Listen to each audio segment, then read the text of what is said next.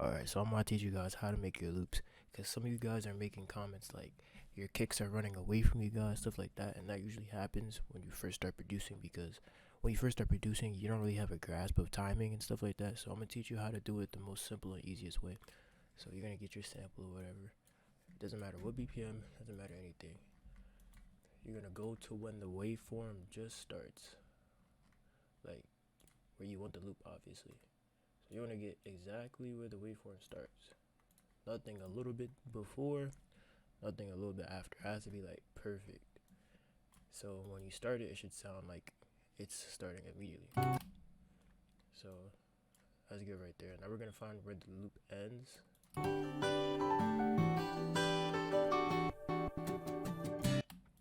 So you see this waveform right here, this is where it ends. So we need to cut it exactly where, it starts to get a little bit bigger, exactly where it ends.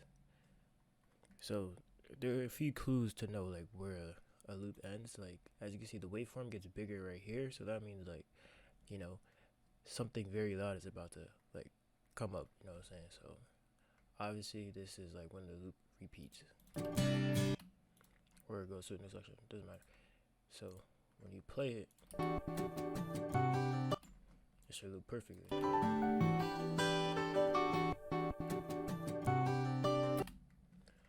So now you have your loop, but what the problem is, a lot of people right here, they skip this step, and that's why their kicks are running away from them, blah blah blah.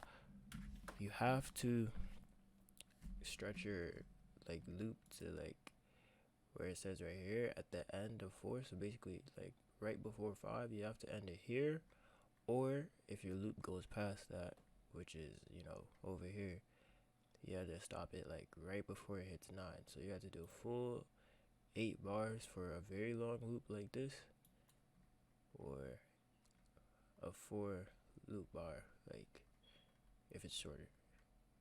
Hope you understand what I'm trying to say.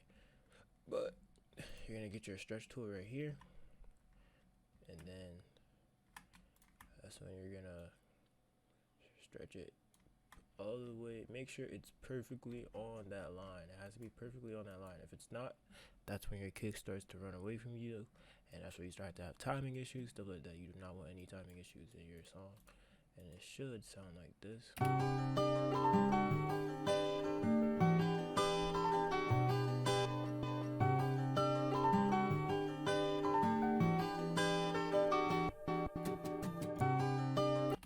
So as you see, it loops perfectly, and if you want to perfect it some more, you could like crossfade and stuff like that, but you're gonna add some effects to it, so you probably don't have to do that. If you want it to be its original like pitch, stuff like that, just put it on stretch. You can do cool stuff like this, go into the wrench and then pitch it down.